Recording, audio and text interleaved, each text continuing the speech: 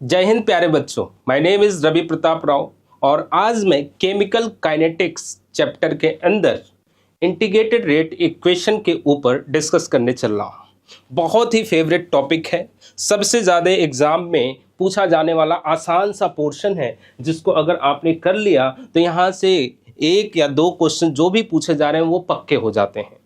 हालांकि अगर आप देखेंगे केमिकल काइनेटिक्स के अंदर तो जो ये पोर्शन देख रहे हैं यानी जो आज मैं डिस्कस करने चल रहा हूं that is integrated rate equation. अब इंटीग्रेटेड रेट इक्वेशन के अंदर भी जैसा आप जानते हैं कि कई सारे ऑर्डर होते हैं, जीरो ऑर्डर, फर्स्ट ऑर्डर और भी पढ़े जाते हैं, लेकिन सबसे ज़्यादा एग्जाम में पूछा जाने वाला कौन सा है? First order reaction. यानी आज हम लोग डिस्कस कर रहे हैं integrated rate equation for first order reaction. जैसा कि आप जानते हो प्यारे बच्चों कि अगर आप ऑर्डर देखते हो, ऑर्डर क्या बताता है आपको? ऑर्डर ये बताता है कि जो रेट होगी किसी भी इक्वेशन की वो कैसे कॉन्सेंट्रेशन पे डिपेंड कर रही है, डायरेक्टली प्रोपोर्शनल है या फिर इन्वर्सली प्रोपोर्शनल है या फिर उस पर डिपेंड नहीं कर रही है या फिर पावर पे एक्सपोनेंशियल पे डिपेंड कर रही है। ये इसका रिलेशन कौन बताता है? ऑर्डर। ऑर्डर पहले भी देखा आपने, ये एक्सपेरिमेंटल वैल्यू होता है। तो ऑर्डर में अगर आप देखें तो जीरो ऑर्डर, फर्स्ट ऑर्डर ज्यादातर पूछा जाता है, इनमें से भी ज्यादातर जो पूछा जाता है वो कौन सा? First order. तो आइए डिस्कस करते हैं हम लोग फर्स्ट ऑर्डर रिएक्शन। बहुत बहुत इंपॉर्टेंट और बहुत प्यारा सा टॉपिक। क्या होता है फर्स्ट ऑर्डर रिएक्शन बेटा? फर्स्ट ऑर्डर रिएक्शन आप पहले भी देख चुके हो इसको। सबसे प्यारा सा एग्जाम्पल अगर आप इसका ढूंढेंगे तो वो कौन सा मिलेगा? Radio active decay. Radio active decay जितने भी होते हैं वो सारे के सारे किसके एग्जाम्पल हैं? फर्स्ट ऑर्डर रिएक्शन के एग्जाम्पल हैं। उसके अलावा भी एग्जाम्पल आपको N2O5 का रिएक्शन दिख जाएगा, H2O2 का दिख जाएगा, हाइड्रोलिसिस ऑफ एस्टर का दिख जाएगा। ये भी फर्स्ट ऑर्डर रिएक्शन के एग्जाम्पल हैं। लेकिन सबसे ज्यादा बार अगर आप देखेंगे जो यूज होता है वो होता है रेडियो एक्टिव डिके। कौन सा ऑर्डर ऑफ रिएक्शन है? तो फर्स्ट ऑर्डर ऑफ रिएक्शन है। क्या होता है फर्स्ट ऑर्डर रिएक्शन में? फर्स्ट ऑर्डर रिएक्शन में जो रेट होता है रिएक्शन का वो डायरेक्टली प्रोपोर्शनल होता है किसके? इनिशियल कॉन्सेंट्रेशन के। यानी अगर आप देखेंगे reaction in which the rate of reaction is directly proportional to concentration of reaction are said to be first order reaction. इसको ऐसे समझा जा सकता है जैसे अगर मैंने बोला कि ए से बी बन रहा है तो अगर मैं रेट लिखूं तो इसके रेट कैसे लिख सकता हूं बेटा? ये पहले भी देख चुके हो आप। अगर इसका रेट लिखा जाए तो कैसे लिखा जाएगा? रेट को लिखने के लिए दो तरीके हैं। एक किस फॉर्म में? आप ऐसे लिख सकते हैं dA/dt, या फिर आप इसको दूसरे तरीके से लिखें तो कैसे लिखा जा सकता है?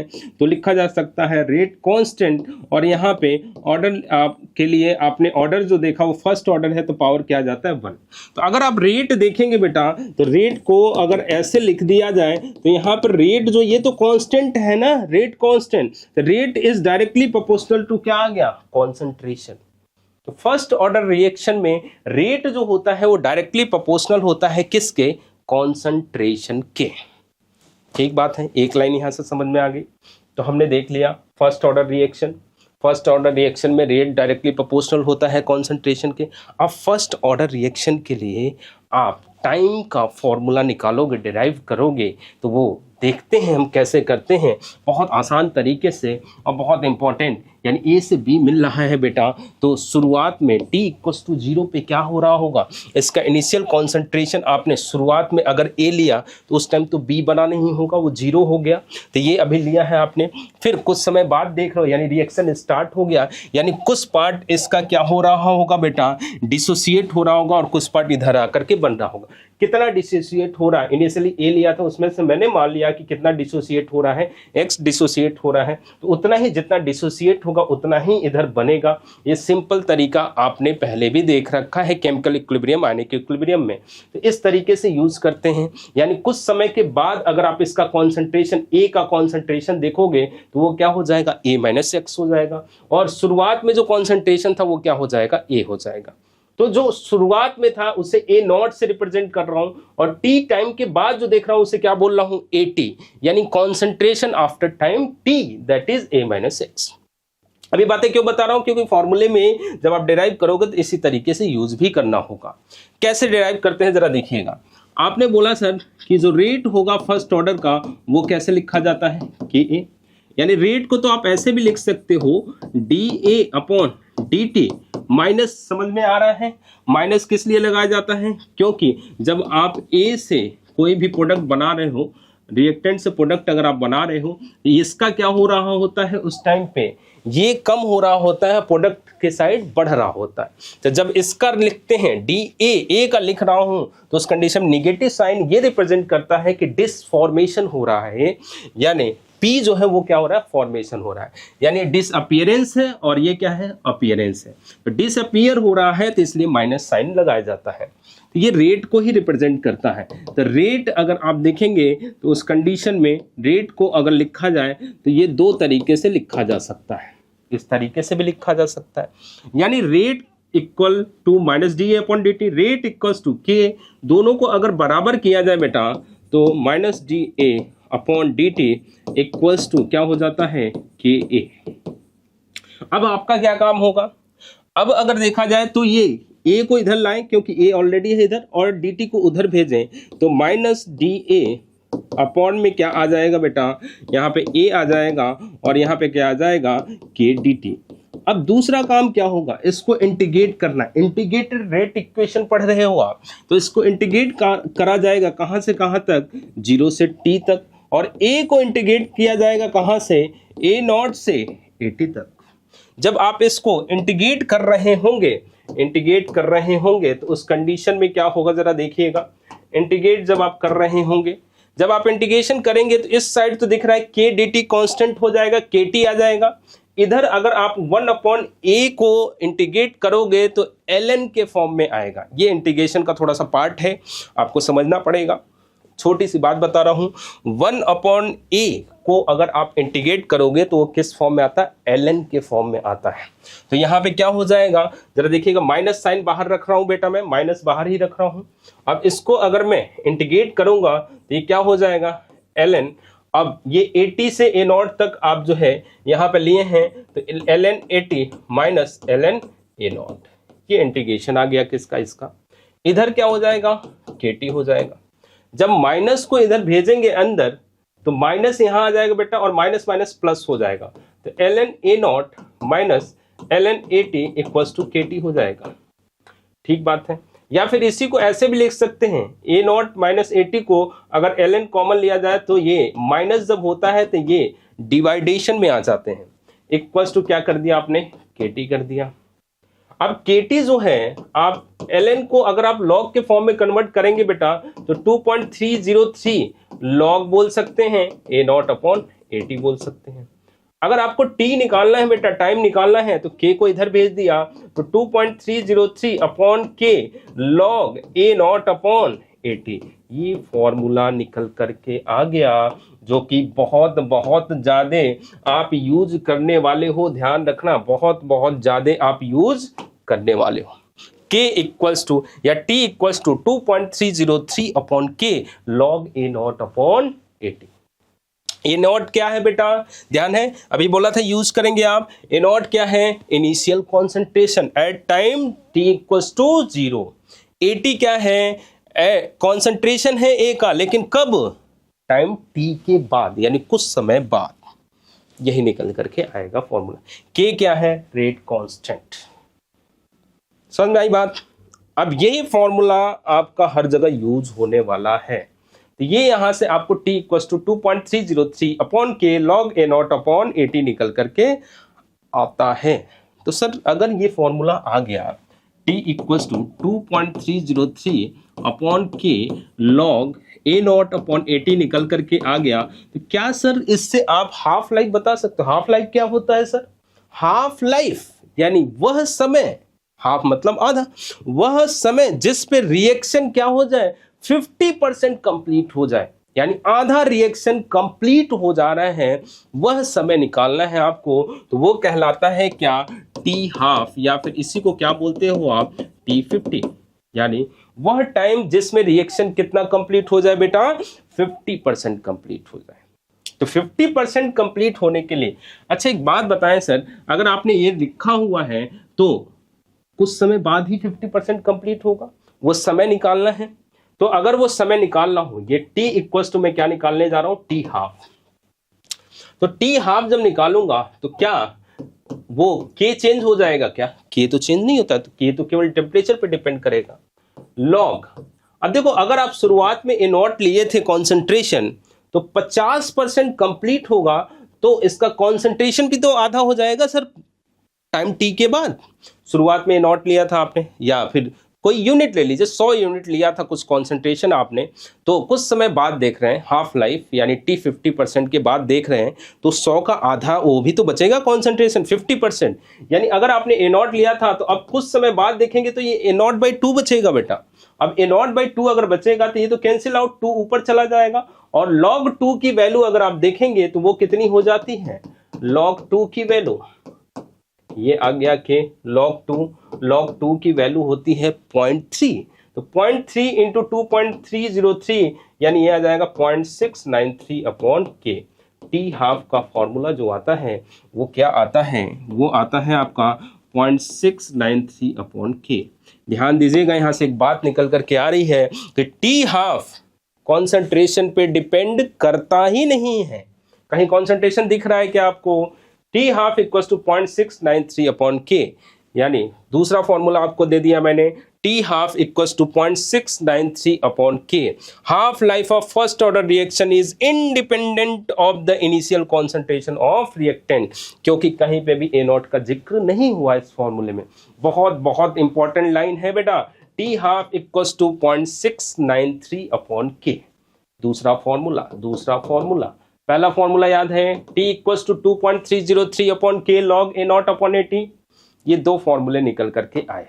अब सर टी 100% बताओ सर, टी हाफ यानी 50% रिएक्शन को कंप्लीट होने के लिए इतना समय लग रहा है, तो 100% रिएक्शन को कंप्लीट होने के लिए कितना समय लगेगा? ये भी निकाला जा सकता है। जैसे आपने ये फॉर्मूला निकाला बेटा, ये फॉर्मूला निकाला आपने, इसको अभी ln के फॉर्म में जो था ऐसे भी यूज कर सकते हैं हम लोग। तो अगर मैं देखो जरा ये वाला उठा रहा हूं ln a naught minus A t, जरा देखिएगा बेटा, ln a naught minus A t equal to k t है, सॉरी ln के टी है यहाँ पे। अगर मैं लिखूं इसको तो थोड़ा इसको पलट दूं और इसको इधर ले आऊं, यानी अगर मैं लिखूं तो ln इधर ले जा रहा हूं बेटा, यानी के टी को इधर ले आ रहा हूं माइनस के टी, और इसको उधर ले जा रहा हूं तो ln A t minus ln A naught हो जाएगा। यानी अगर आप ln कॉमन लेंगे तो A t upon A naught equals to minus k t. अब दोनों साइड ई लोगे आप तो उस कंडीशन में ln और ई एक दूसरे से कैंसिल आउट हो जाते हैं, तो ये बचेगा क्या? ए टी अपॉन ए नॉट, और ई इधर आ जाएगा तो ई की पावर में माइनस के टी।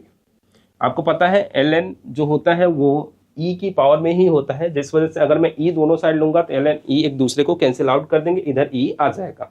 अब इधर देखोगे तो ए टी इक्वल्स टू क्या हो जाएगा? ये ए नॉट ई की पावर माइनस के टी। अब आपसे बोला जा रहा है कि मतलब उसी फॉर्मूले को मैंने दूसरे फॉर्म में दिखा दिया बेटा, दूसरे फॉर्म में, ये भी फॉर्म आप ध्यान रख सकते हैं, अच्छा तरीका है इसको। A t equals to a naught e की power minus k t. A t क्या है?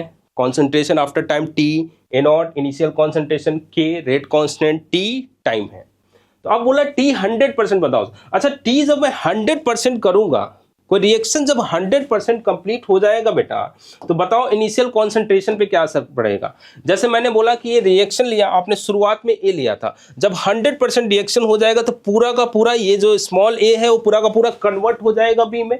यानी अब 100% जब रिएक्शन हो जाएगा तब ए का कॉन्सेंट्रेशन तो 0 हो जाएगा ना, क्योंकि पूरा रिएक्शन कंप्लीट हो गया, यानी पूरा का पूरा रिएक्टेंट किस में कन्वर्ट हो गया? प्रोडक्ट में कन्वर्ट हो गया। यानी जब भी 100% की बात होगी तो 100% अगर आप देखेंगे तो उस कंडीशन में क्या होगा जरा देखिएगा। अगर आप 100% देख रहे हैं, टी 100%, जब आप टी 100% यानी रिएक्शन पूरा कंप्लीट हो जाएगा तो उस कंडीशन में होगा क्या कि एटी की जो वैल्यू होगी कितना, यानी concentration of A after time T कितना बचेगा? 0 बचेगा सर, खत्म हो जाएगा ना पूरा का पूरा। ये वो किस में कन्वर्ट हो जाएगा सर? बी में कन्वर्ट हो जाएगा। तो यही रख दीजिए, ए टी की वैल्यू कितनी आ जाएगी? 0, ए नॉट ई की पावर माइनस के टी। अब ये जो आएगा वो कौन सा होगा? टी 100%। तो अगर ए नॉट इधर बन जाए तो ये 0 अपॉन कुछ आ जाएगा, तो ये आ गया क्या? ई की पावर माइनस के या फिर आप ऐसे लिख दें 1 अपॉन ई की पावर माइनस के टी को लिखा जाए तो पॉजिटिव में करेंगे तो के टी 100% हो जाएगा, ये पॉजिटिव हो गया बेटा, और इक्वल्स टू क्या था, 0 था। यहां से टी 100% अगर आप निकालेंगे तो ये जो वैल्यू आएगा वो कितना आएगा बेटा, इनफाइनाइट आएगा। यानी 100% रिएक्शन कभी कंप्लीट होगा ही नहीं फर्स्ट ऑर्डर में, होगा तो कितना समय लगेगा, इनफाइनाइट, बहुत लंबा समय लगेगा। यानी रिएक्शन को 50% कंप्लीट होने में कितना समय लगा था, 0.693 अपॉन के। 100% कंप्लीट होने में कितना समय लगेगा, इनफाइनाइट समय लगेगा, बहुत लंबा समय लगेगा। समझ में आ गया है पॉइंट, तो एक अच्छा पॉइंट आपको यहाँ पे पता चल गया। फॉर्मूला क्या क्या आ गया, t equal to 2.303 upon k log A naught upon 80। दूसरा t 50% क्या आ गया, 0.693 अपॉन के, और t 100% क्या आ गया, इनफाइनाइट आ गया। ये तीन बातें हैं, इसमें भी इसका यूज कम है, तो वो दो बातों का ज्यादा यूज है। t equal to 2.303 upon k log A naught upon 80। दूसरा t 50%, 50% रिएक्शन को कंप्लीट होने में कितना समय लगेगा, 0.693 अपॉन के। अब इसको ग्राफ से रिलेट करिए सर ग्राफिकल रिप्रेजेंटेशन में भी लोग कंफ्यूज हो जाते हैं बेटा, तो कुछ नहीं है, आसानी से समझ सकते हैं आप। जरा देखना बेटा, इधर रेट और कॉन्सेंट्रेशन का ग्राफ है ये, रेट और कॉन्सेंट्रेशन का ग्राफ है ये। सर रेट और कॉन्सेंट्रेशन फर्स्ट ऑर्डर के लिए देखा जाए तो वो तो डायरेक्टली प्रोपोर्शनल होता है ना sir, rate is directly proportional to concentration होता है ना, rate is directly proportional to concentration, यानी सीधे y equals to mx, straight line का ग्राफ है सर ये, y इक्वल्स टू mx का ग्राफ है सर।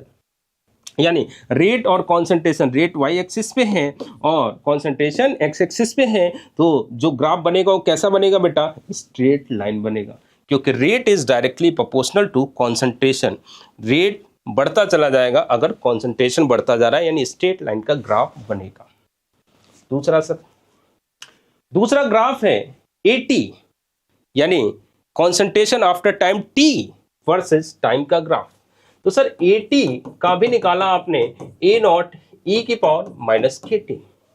अगर AT जो है ये y एक्सिस पे है और T जो है वो किस एक्सिस पे है, x एक्सिस पे है, तो अगर आप देखेंगे तो ये एक्सपोनेंशियल फॉर्म में है, तो एक्सपोनेंशियल फॉर्म में आएगा माइनस के साथ।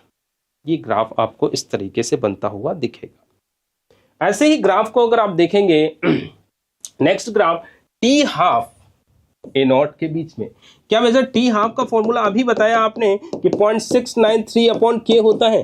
क्या टी हाफ ए नॉट यानी कॉन्सेंट्रेशन, इनिशियल कॉन्सेंट्रेशन पे डिपेंड कर रहा है क्या, नहीं। यही तो सबसे बड़ा कंक्लूजन निकल करके आया कि सर फर्स्ट ऑर्डर रिएक्शन के लिए 50% यानी टी हाफ जो है वो कॉन्सेंट्रेशन, इनिशियल कॉन्सेंट्रेशन पे डिपेंड नहीं करता है। तो जब डिपेंड नहीं करेगा तो कैसा बनेगा बेटा, स्ट्रेट लाइन, इसका कांस्टेंट वैल्यू आएगा। आप चाहे कंसंट्रेशन बढ़ाइए घटाइए उससे फर्क नहीं पड़ेगा, टी हाफ वही का वही रहेगा, कांस्टेंट, कोई फर्क नहीं पड़ेगा। सर अगर आप देखें तो log 80 वर्सेस टाइम का भी ग्राफ बना सकते हैं क्या, एकदम बना सकते हैं। log 80 वर्सेस टाइम का ग्राफ अगर आप देखेंगे, फिर से वही जो इक्वेशन यूज किए थे आप, वही इक्वेशन कौन सा यूज किए थे, ln, यहाँ पे क्या था, ln की वैल्यू थी, अगर आप ln की वैल्यू देखेंगे तो वो क्या था, a naught upon 80 equals to क्या आया था, kt आया था। अगर आप ln को log में कन्वर्ट करेंगे तो ये 2.303 किस फॉर्म में होगा, log 80 के फॉर्म में होगा बेटा। इधर क्या होगा log 80, इधर क्या होगा टाइम, तो 2.303 अगर आप कन्वर्ट करेंगे तो 2.303 log, अंदर जाएंगे अगर कॉमन ले लिया आपने तो log उस कंडीशन में क्या हो जाएगा, a नॉट माइनस log क्या हो जाएगा, log 80 हो जाएगा, log 80 equals to kt।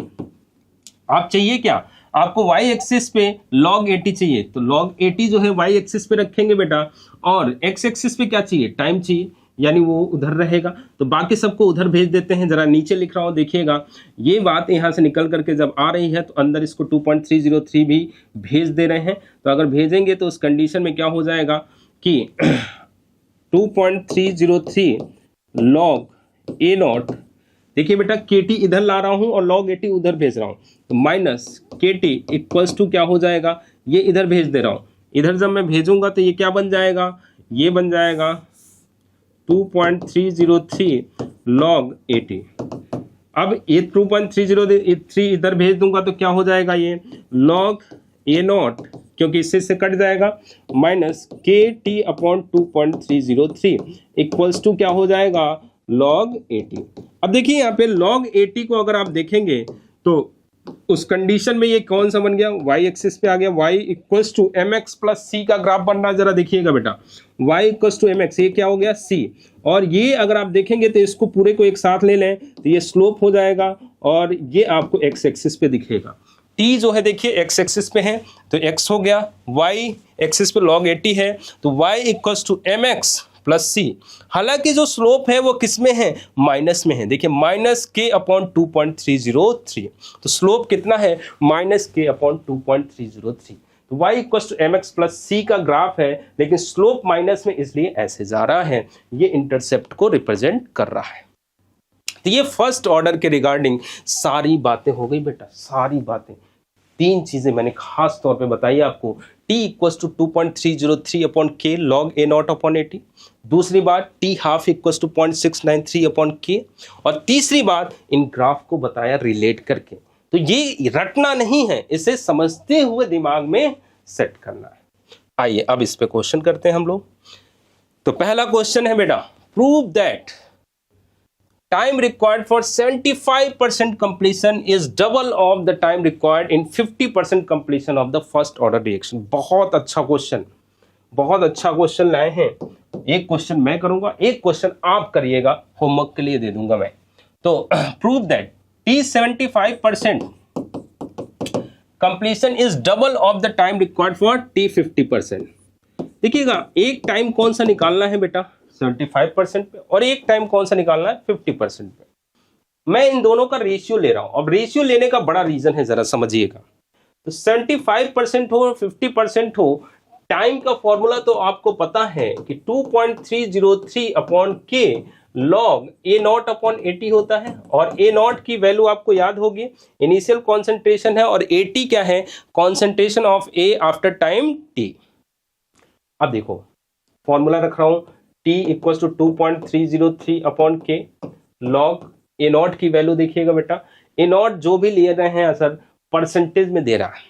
t 75% का मतलब क्या हुआ कि सर अगर मान लो शुरू में कॉन्सेंट्रेशन 100 था तो अब वो समय जिसपे 75% कंप्लीट हो गया, तो 75% 75% कंप्लीट हो गया, तो 100 अगर मैंने लिया तो 75 उसमें से कंप्लीट हो गया, तो बचा कितना, 25।